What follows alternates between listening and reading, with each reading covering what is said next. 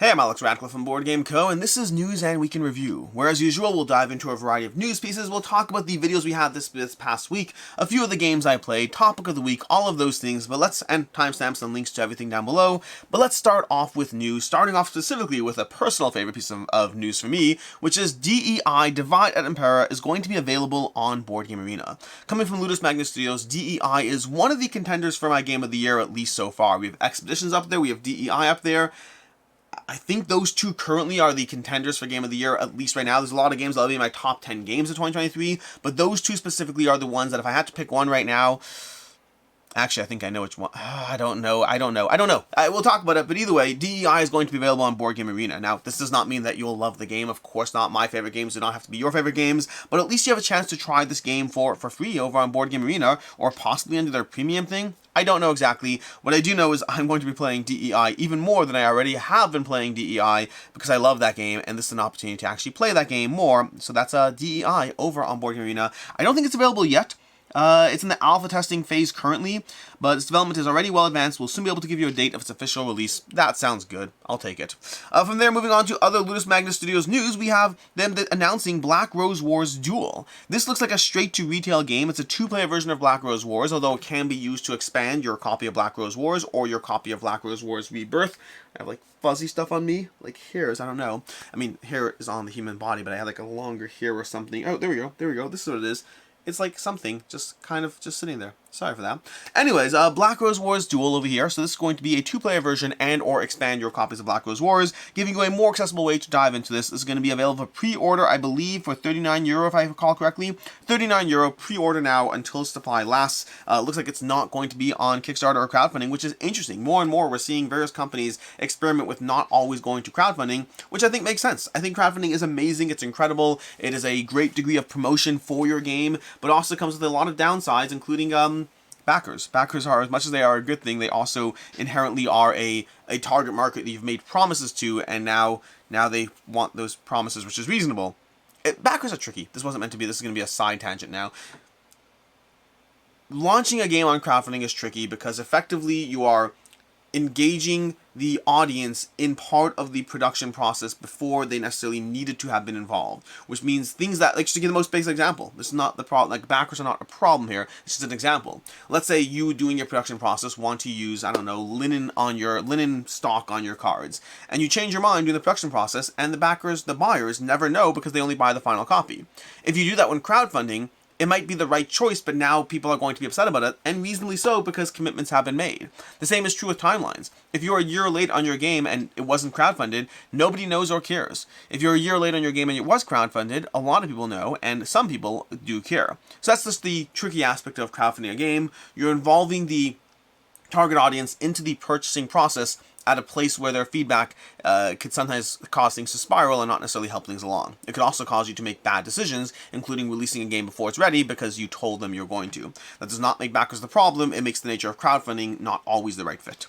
Anyways, moving on, we have over here 10% off on Suspects. Well, 10% off is over on this site over here, on Hachette, but effectively, Suspects, Claire Harper, Eternal Detective. This is the next follow-up to Suspects, a game I very much enjoyed in the detective genre of figuring out what happened in a case. I personally prefer unlock and escape room kind of genres over detective genres. I've played a lot of both, but I will say within the detective genre, Suspects is possibly my favorite one that I've played, and this is the follow-up to that, a new set of, I assume, 3 cases. The last one was 3 cases. Let's see.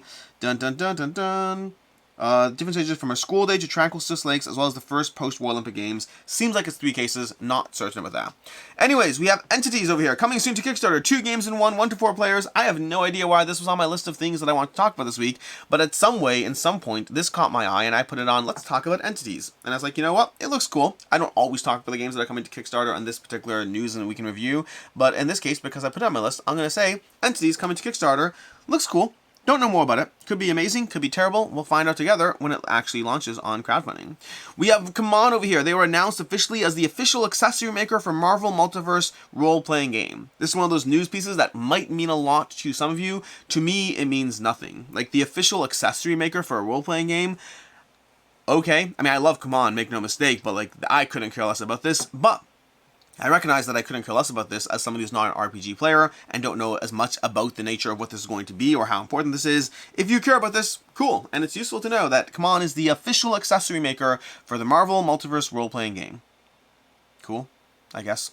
Anyways, I don't mean to be dismissive, I just don't personally care, and so I guess my dismissiveness comes from the fact that it's something that I'm personally not excited about, and I don't ever want to come across as excited about things that I'm not actually excited about. So I'm being intentionally like, I guess maybe this is news, I don't know, although that might come across poorly because to some of you who this actually is news, that might be like me being dismissive, which wasn't the intent. The intent was that I just don't make news out of nothing.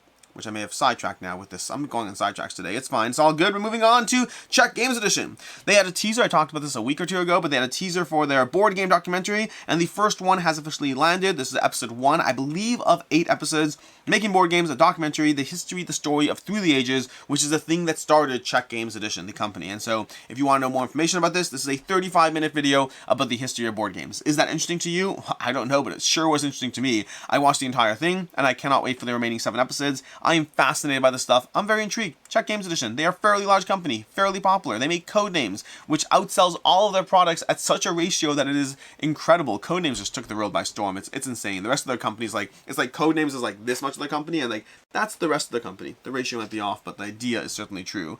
Moving on to other board game content, we have over on the Dice Tower, we have a complete game room makeover by Allplay. Allplay is currently running a crowdfunding campaign for their newest table, or the newest implement version of a table, and they did a complete board game makeover for a family. I don't remember where they were. I remember they were teachers. I don't remember where the family is from, though. But they basically had people submit to be eligible for this game room makeover, and this is a 15-minute long video going through that process. It's heartwarming. It's inspiring. It might give you ideas on things to get for your game collection, from games to Board Game Geek art posters to tables and all those things.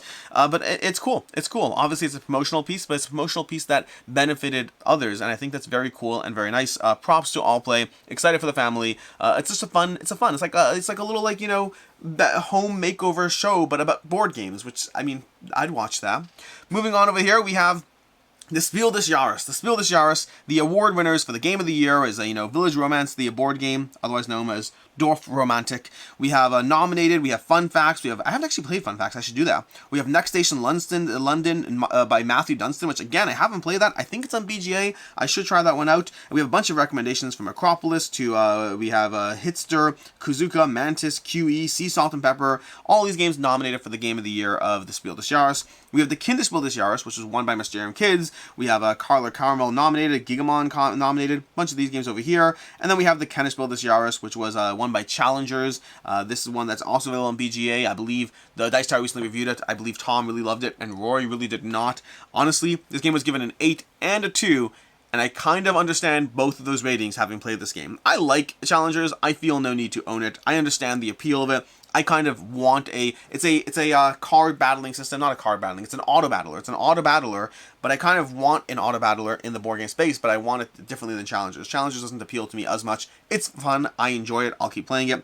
We have Icky nominated, Planet Unknown nominated. I wish that had won, personally. Does it have to win? No, but like, personally, I like Planet Unknown, and I want more people to see it. But either way, that's the Spiel des Jahres, which leads nicely to a new article over here.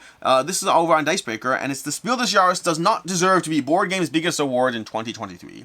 Honestly, it's a somewhat provocative title, but it's an accurate title. They go through this article, and they talk about the nature of, if you've been following the Spiel des Jahres for years, as I certainly have paid attention to a degree, it is held up as one of the biggest testaments to how well a game is done. Out of all the awards out there, from the Dice Tower Awards, from, I don't know, a million other channels and their awards, from the Origins Awards, from the Board Game Geek Awards, from all the awards out there, the Spiel des Jahres is board game's biggest stamp on board game. It's the biggest thing that I've won the Spiel des Jahres.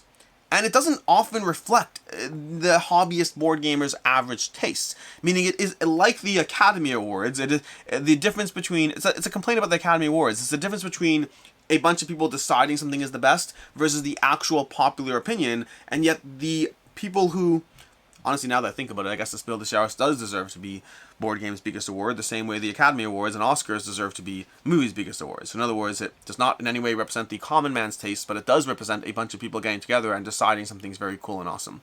So I guess it does deserve to be an award. I don't disagree, by the way. I think that if you go through the Spiel des Jahres winners, you will find games that have been nominated, that have won, that have captured the heart of the board game market. You'll also find far more that have been forgotten into the echelons of anyone in the hobbyist market caring. It will make a game sell for a decent amount of time, but they may still be forgotten to time. They are not the games that necessarily reflect the overall opinion. Although overall opinion is a scary, scary word, because effectively the overall opinion is otherwise known as me deciding that a specific sample size of people reflects the right opinion, and anyone too narrow within that is the wrong opinion, anyone too far outside that is the wrong opinion. It's this exact circle that reflects the right opinion. So I guess my point is, I don't want to be an obnoxious, elitist board gamer who has decided that I'm right and no one else is. Also, I think the Spiel des Jahres does not reflect the general taste of the board game audience, which means I am an obnoxious board gamer who decided that I'm right and no one else is. Sorry about that. But hopefully you know what I'm talking about. Anyways, that is all that, which means we have one more news piece over here. We have one more news piece, which is Dice Throne. Dice Throne released a teaser for our most ambitious project yet. That's the thing over here, like this one over here, not that one over there. But our most ambitious project yet from Dice Throne. What is it going to be? I don't know. I mean, they had a flashy unicorn on the screen. But what in the world? Here's the problem. Okay, you talk about provocative titles. Our most ambitious project yet. They had Marvel Dice Throne. What is more ambitious than Marvel Dice Throne? I am curious. I am intrigued. I am ready to find out. I'm also skeptical as anything that it's actually their most ambitious project yet, until they reveal more information about it, and then we find out whether it actually is their most ambitious project yet. Because kind of right now, I mean, Dice Throne, Marvel Dice Throne's a big deal, right? It's a big deal. Anyways, that's all we have for news and we can review. I feel like there's another piece of news I want to talk about, but it is what it is. And I cannot remember what it might have been.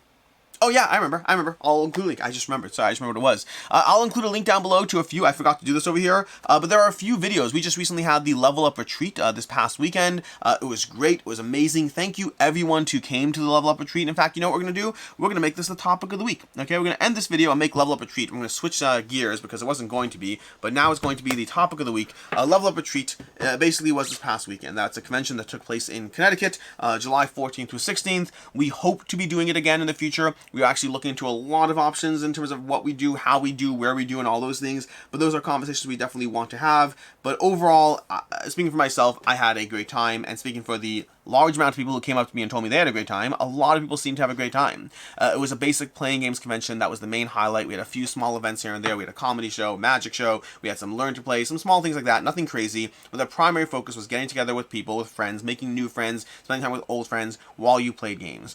Overall, the vibe, the atmosphere seemed to be really solid, really strong. I'm very happy with how the event went. We definitely had a low bar in terms of we didn't try to do a million different things because we wanted to do things right instead of taking on too much and failing at too much. So the first year was very much starting off easy and slow, and we plan to accelerate and add to it as the years go by and as we continue to do this event. But I'm very happy with how it went. You can see a ton of content around it. I believe Danny Standring already has a little, TikTok, Instagram thing you can check out, a little short reel there. Jenna from the Board Game Garden already has a video on it. Carly from Board Game Buzz has a few posts or conversations around it. Michael Kelly, One Stop Co-op Shop, had a best games of Level Up Retreat. He already did. I hope to be doing a vlog at some point, but I will admit between running it, between playing games, and between teaching games, I did not take nearly enough footage to have a vlog on its own. So I'll have to see if I can put things together to make it into a vlog. I don't know. We'll find out. But overall, it was a lot of fun. It was great, and it likely will be happening again. I'll include links down below to the various videos of the various people, who did content already, as well to those that I know about at least, as well as links to the site itself, so you can sign up for the newsletter, so you can be notified in socials or whatever it is as things continue to happen, because there will be things continue to happen. We're even having conversations around whether this is something that we do more than once a year. Maybe this is a twice-a-year convention. That is something we are looking into. We had a lot of fun, and it's something that I love sharing. I love sharing the hobby, and selfishly, it's very cool to me to be a part of something that going to conventions is a lot of fun, and Level Up Retreat was more work than any other convention I've ever gone to. There's more work involved. Going to convention is very easy. Running a convention is very hard, but there is a sense of pride and satisfaction around being a part of something growing in the board game space. That has always been the case as I've continued to this channel, and it's just very cool. And it was very was very fun. I'm grateful to all of you who showed up. I'm grateful to all of you who came to help make the first year a strong success. And we're looking forward towards running it in future years and seeing where this thing goes. And it's one of those fascinating things. I was talking to the one person about this at the convention, but they were saying how they really liked it's much more small and homey. It's very family feel. It's like a few hundred people, nothing crazy, no like 2,000 people in a room. It's very homey. People got to know each other very decently over the course of a few days. The tricky part is, obviously, I would like it to grow because I want it to grow, but the tricky part is I don't want it to lose what it is. Now, I think we have plenty of time before that happens. I think we have plenty of time before we have to worry about having several thousand people in a room, but it's one of those interesting things about the nature of growth and how it can... Something being good and homey and cozy can be a reason for something to grow, but then that could also take away from some of the appeal of it as you grow, if that makes sense. Anyways, that is basically a small topic of the week around the Level Up Retreat, nothing particularly crazy. And with that, before we dive into the rest of the video, just a small note from our partner, Mint Mobile. Mint Mobile has partnered with the show, and they are basically, if you don't know about this, Mint Mobile is, I've talked about this before on the channel, but they're an opportunity to get relatively affordable cell service at a great plan, the nation's largest 4G LTE network, and currently they're running a promotion that all their plans, even their unlimited plan, is $15, just $15 a month. I'll include links to everything down below. Please use those so you get the deal, so they know I sent you. But past that, I signed up for Mint Mobile before they actually ever contacted me. I've said this before, but I happened to start using them like 3 to 4 months before they ever reached out to me, and overall I've been very happy with the service. I was able to switch from my old plan to my new one with under 10 minutes. It's such an easy process. I've been saving money every single month. I just pay $15 a month and that's it. I was previously paying around $50 or so, although of course your savings will vary, but you should be able to save ideally if you switch to Mint Mobile while maintaining your service, while getting a great service, the nation's largest 4G LTE network, and it's easy to cancel, not necessarily at any time. You have to sign up for like batches of like 3 months or 6 months, 12 months. You do have all that option, but you can adjust it, make it work towards your needs. I highly encourage them as a great way to save money while maintaining your service and just getting an overall good service from Mint Mobile. I'll have links to everything down below. But with that, let's go ahead and talk about the week in review, because the week in review, the games I played. Let's talk about the games I played. So, starting off this past week, and as usual, I focus on a few highlights. I don't talk about everything here, but we have The Witcher Old World. One of the games I got to play at Level Up Retreat. In fact, all the games I'm going to talk about are games I played at Level Up Retreat, but I finally got to play The Witcher Old World for the first time since playing this since playing the prototype way back in the day. It's everything I remembered it being, which means both things are true. There are still things I want to see more from The Witcher Old World, and those things are addressed in the expansions. I just dove into the base game, the plain and simple, nothing crazy, and I remember all the reasons I like it. It gives you a good adventure game. It is a game that can run slow at higher player counts. The game itself doesn't recommend you play with more than 3 characters in the game. We played a 3-character game, but in teams of 2 because so many people wanted to play, so we had 6 people playing The Witcher Old World, which definitely slowed it down, but I very much enjoyed what was happening in the game. I enjoyed fighting monsters, I enjoyed building up my characters, I enjoyed the economy of the engine as you try to power up, go on adventures, have narrative quests, and just power up and then play card combos as you chain together decks of cards. It's really well done. It's a great IP. If you like the IP, like I don't know how much of you like it if you don't like the IP. I like the Witcher IP in general, and I just really enjoyed the Witcher Old World, and I'm excited to dive back into it. I hope to have like gameplay content on the channel and review content again, like re-reviewing it once I play through all the expansions. I have to balance that with everything else I need to do, but I would love to dive more into the Witcher Old World. We also have Nana. Nana's a game that Thinker Themer taught us. I believe they found out about it from before you play, if I'm not mistaken. But Nana's almost like a trick-taking game that's a combination of Go, Fish, and Memory, which is not something that sounds appealing at all. But the basic idea is that you have cards in your hands. You have to organize your cards from highest to lowest, and at any given point you can ask players to show their lowest or highest cards, but only the lowest or highest cards, and you're trying to collect sets of 3. So if I have a 1 in my hand, I'll say to you, hey, show me your lowest card. And if you put down a 1, well, I know where 1-1 is, and I know where 1-1 is, because I have the other one, now I'm trying to find the third one. And so maybe I ask another player, and they put down a 2, and I'm like, oh, darn it. But then other players have that information. So another player might say, oh, well, I want to see your 1, and they turn to someone else, I want to see your 1, which means I know they have the 1, but they missed me, and so I can try to collect a set of 3. So it's basically a little bit of memory as you try to remember what players have, a little bit of Go Fish as you try to ask players for cards, and overall, surprisingly works. It's just a fun time, really fun time. Really enjoyed Nana. Highly recommend trying to track that down. From what I hear, it's not going to be easy. But then we also have Deus. Deus is an older game I got to play. I really enjoy Deus. It's one of those games that I had in my collection for a long time, and I eventually got rid of it, and I kind of want it back again. I don't know what to do with that information, because I kind of just want it back. Deus is a fun game. There's aspects of Deus that haven't stuck with me, but it's one of those games, like, sometimes I play a game and I'm like, I remember why I got rid of you. Other times I play a game and I'm like, I should get you back. I recently had this with Guild of Merchant Explorers, and I was at, When I was at Origins, I played Guild Merchants Explorers, and I was like, this is a good game. I enjoyed it. I also remember why I like it and why I didn't keep it. Versus when I played Deus, I was like, this is a good game. I enjoy it. I'm pretty sure there's a reason I got rid of you, but I don't remember what that reason is. And so I might try to track down Deus. I'm not sure right now. Instead, to temporarily satiate myself, I started a game over on BoardGameArena of Deus to see if I still enjoy it. I like it. I kind of want it back. I kind of want Deus back. I don't know what to do about that problem. I might just get Deus back. And the expansion, which I've had, but I've never actually played with the expansion, so we'll see there.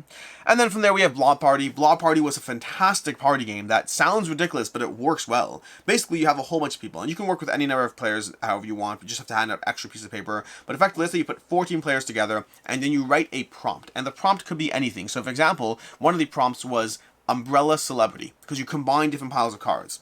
So if I say to you, Umbrella Celebrity, right now, pause the video. Okay, just right now, we're gonna play Blob Party right now. Ooh, this is a fun little game. Okay, so we're going to play a small little mini game of a Blob Party. So I'm saying to you, Umbrella Celebrity, and you have to write down whatever you think that resonates or triggers in your mind. So pause and write down your answer for Umbrella Celebrity.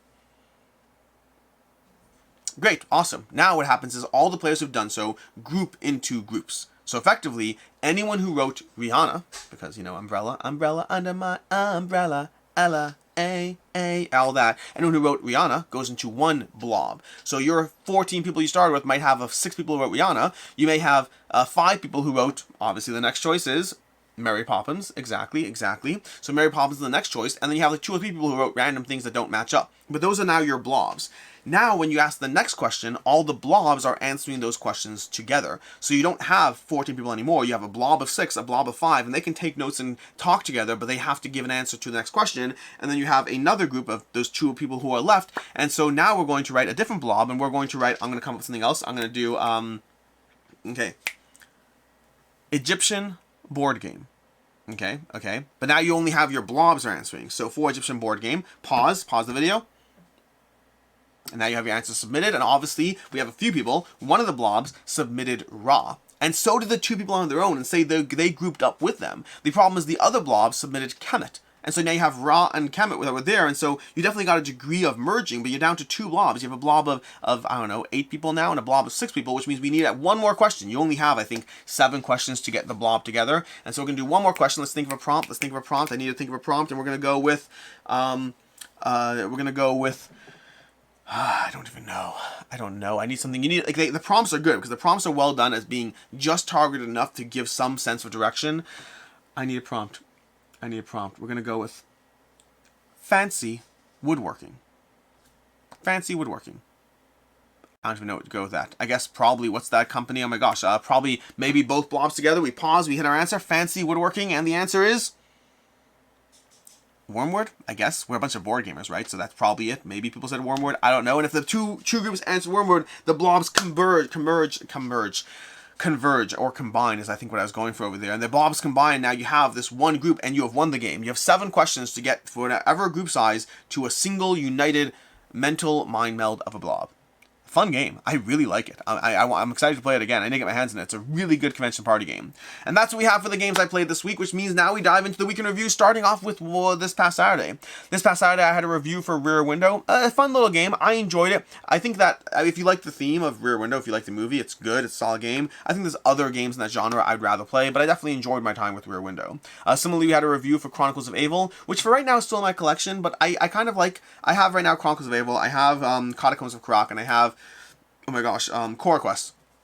And I think that's more than I need. I probably should get rid of Chronicles of Avel. I think I'm going to get rid of Chronicles of Avel. I think so. I think Catacombs of Karak and Core Quest satisfy my needs in the Dungeon Crawler vein. So I think Chronicles of Avel is going to go. So I'm going to actually just decide right now. Let's leave my collection. I wasn't sure. Because I reviewed it and I wasn't sure. I was like, maybe it should stay, maybe it shouldn't. But I think it's going to go. I have too many games in that genre. They're not all going to get played. But it's good. I do like Chronicles of Avel. I just have other games in that genre that I already prefer. Anyways, on Sunday. Sunday we had getting rid of my big box campaign games. This is a video that's a follow-up from a video I did like 2 months ago where I tried to like think through what I want to get rid of. And this is like the final decision around those games. I actually filmed this a while ago, but then I kept pushing it off because I had other videos to prioritize, which also means in the video I said, feel free to reach out to me to get any of these games, and most of them are unfortunately gone, although I did have 2 people I was able to send games to, so it did work, I guess, in some sense, but past that, most of the games are unfortunately gone, but that was getting rid of my big box campaign games. This was me. I think I managed to bump it to 15 games I was getting rid of, which I was pretty happy with.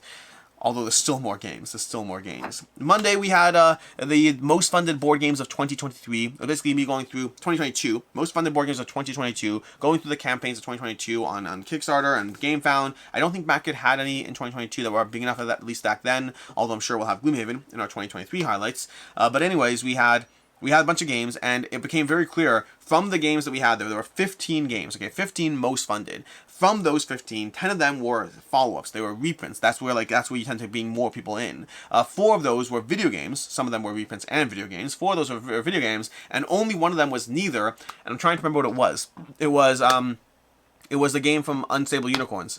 Casting Shadows. Casting Shadows was the only game that was neither a reprint nor a video game, which means good for them. Good for them that they managed to build up an audience like that. But those are the 15 highest funded games of 2022.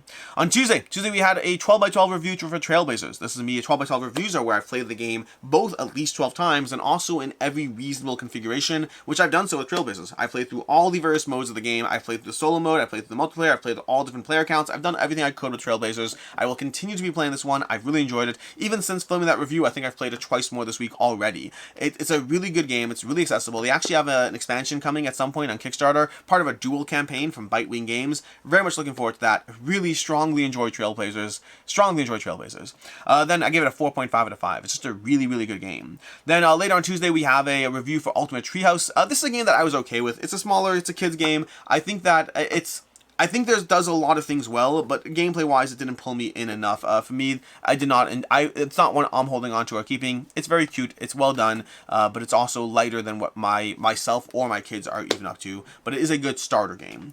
Then later on today, last day on Tuesday, we had a review for Pyramido. Pyramido is a game that it's charming and it's fun. I gave it a 3.5 out of 5, but I enjoyed it. It's a fun little game of building up a pyramid. It's one of those games that right now it's on my shelf, it's in my collection, and I think it's going to stay there for 3 to 6 months. It's one of those games, like I think similar, the game it reminded me of, I put in my recommendations, is a game called Number 9, which is a game that I also held on to for a bit, played it out until I played it enough times and I was ready to move on from it. I don't think Pyramido stays in my collection forever. I think it sticks around for, 3 months, 6 months, a year, and then at some point I'll be like, you know what, I've played it enough times and now it's ready to move on. But that's going to be Pyramido. Then on Wednesday we had a few things. We had a live Q&A, not a weekly live with Devin and Meg, but a live Q&A, just myself, which I haven't done one of those in a bit, but I was happy to do so because I like the connection of live Q&As. I wish I had time to do more live content in general, but live Q&A on Wednesday, really enjoyed doing that, and it's a nice opportunity to connect with you all. We'll have the weekly live back next week, I believe, and then we'll have Gen Con, and then after that, I don't know. We'll intersperse. We'll probably have breaks here and there, and then live Q&As here and there, and weekly lives here and there. A lot of things going on. We'll figure it all out. Then later on Wednesday, we had a Gloomhaven Should We Back It. This is for the Gloomhaven Grand Festival over in Bacchia. It was a very late Should You Back It with like 8 hours left in the campaign. I meant to do it earlier. I tried multiple times. It's been a busy few weeks, especially with Level Up Retreat. Just trying to balance and plan around that while balancing GameFound, while balancing YouTube content. There's lots to balance, but I finally got the Gloomhaven Grand Festival Should You Back It out. So if you want to watch that, it's too late, but if it's relevant to your late backing, then by all means, go ahead and watch that. Lastly, on Wednesday, we had a unboxing of Everdell. The Everdell Complete Collection, just talking about my full Everdell collection and Everdell experience, and then I proceeded to organize everything on camera because I wanted to. So we'll figure all that. We're not going to sticker the meeples on camera. We'll sticker the meeples separately, but that is going to be the Everdell Complete Collection unboxing. On Thursday we had the oldest games in my collection, going through the oldest games that I have, meaning the oldest, meaning like these are games that have stood the test of time. They've been here for like 7 to 13 years effectively. 7 to 12 years. I've only been gaming for 12 years. 7 to 12 years these games have been here. They've been here for a long time, and I just want to show you the games that have stood the test of time. This is not Cult of the New. This is not Pyramido that will be here for 6 to 12 months. These are games that have been around for a long time, and I still hold on to, and I'm still happy I own all of these games. If you want to see the oldest, long-standing games in my collection, those are those games. I'm realizing now the title of the oldest games in my collection could mean the literal oldest, which could throw people off. What I really mean is the games that have lasted the longest. I might go edit the title of that video right now when I'm filming this. Anyways, that is going to be Thursday. On Friday we had 2 videos. We had a Where Are They Now for July. It's a slightly different format than my usual Where Are They Now. If you watched my Where Are They Nows in the past, I would encourage, I'd request that you watch the Where Are They Now for this past Friday, for July. I'm curious on your feedback as to whether you like the new format or not, or whether you have opinions or changes. I've always been a little dissatisfied with the Where Are They Now format because it's meant to represent my opinion changing over time, and so much of that video is, here's like the 15 games I covered a year ago, and 12 of these I haven't played again because I got rid of them. Only 3 of them I've played again. Only one of them has, in my opinion, changed. I think the format is a good format in theory, but in practice, because I'm not going to play again most of the games I cover, it's a little harder to really get a ton of value from it. So I slightly shifted it up. I'm curious on your opinion of it. Then secondly on Friday, we had a deluxe games of July. The Deluxification. In general, I do these videos once a month. It's a Deluxification video where I highlight specific games or inserts or components. This was a fun one, actually. I had a few little things over here. I had a War of the Ring deluxe pieces that I definitely promoted over there. We have Antique Duellum. Antique Duellum had my own version of deluxifying it with bits from Top Shelf Gamer. Some fun things in the video. Highly recommend checking it out. And then we had an insert from Tinkering Paws that was very cool for Zombies that ended alive. Definitely some cool things to check out in that video, although some of these things will cost you a pretty penny. And then lastly, we have today. Today we have a few things going up. We have a review for Dubious going up today, later today, and then we have a review for Mille Fiori. Wait, no. Did I review Dubious already? No, I didn't review Dubious. I did a weekend review where I said I'm playing Dubious and I called it Dubois. That's what happened. I have not reviewed Dubious yet. The review is going up today. Sorry, I blanked for a second. I was like, I know people have commented on the past, but they've commented on me talking about it in a weekend review. And then lastly, we have a review for Mille Fiori, which is a little overdue, but I reviewed Mille Fiori, which I strangely enjoy. But I shouldn't say that. I'll talk about that next week. You can watch the review later today. Speaking of next week, we have a few things going up. We're going to have our top 10 kids... we might have the top 10 kids games. I have a video of top 10 kids games, which I did one of those like 2 years ago, so I decided to redo it. It's been a while, and that might be going up this week. We'll see. We also have a month in review. This is another new format going up next week, a month in review. I hope to be doing this every single month, and I'd love your feedback on whether this format works for you, doesn't work for you, what you liked about it, what you'd like to see in it. But it's a month in review. Very different than the week in review. It's a lot about highlights across the course of the month. The best games I've played, the games I either backed or I'm considering backing, the disappointments that month, those kind of things. Highly recommend checking it out. I'd love your feedback. And then lastly, I should do in month in review, I should do my favorite videos of the month.